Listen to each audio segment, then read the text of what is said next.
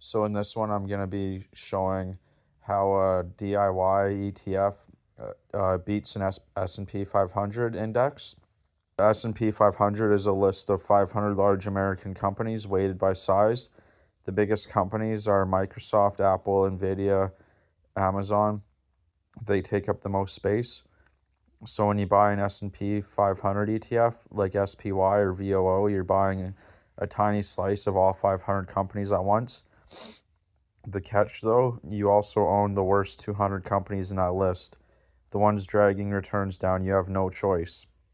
So the DIY ETF idea, own the best, skip the rest. A DIY ETF means you handpick maybe 15 to 20 stocks that you believe will outperform the index, specifically the top quality companies without the dead weight. The logic is simple. If the top 20 to 30 companies in the S&P generate most of the index returns, why not just own those? So it shows here 35% of the S&P 500's total gains come from just 10 stocks. So how do you actually build one? You filter for companies with these traits. Consistent revenue growth, not a one-hit wonder, but a business growing year after year. High profit margins, keeps more of every dollar they earn. Competitive moat, something that makes them hard to replace. Software, brand, network effect, patents.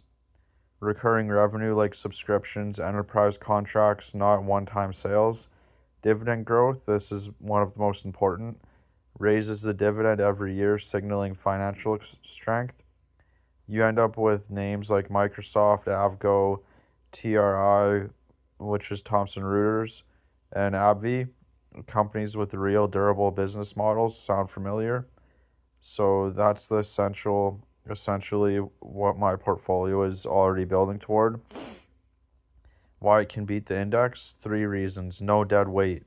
You're not dragged down by struggling companies the index is forced to hold. Concentration and quality.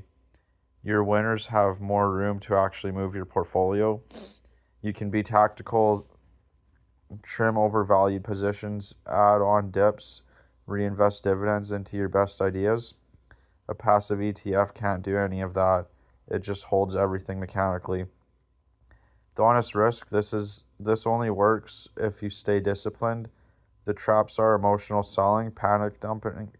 A great company on a bad week wipes out the whole advantage. Over trading, chasing every dip or headline destroys the compounding engine. Under diversification, 5 stocks is not an ETF.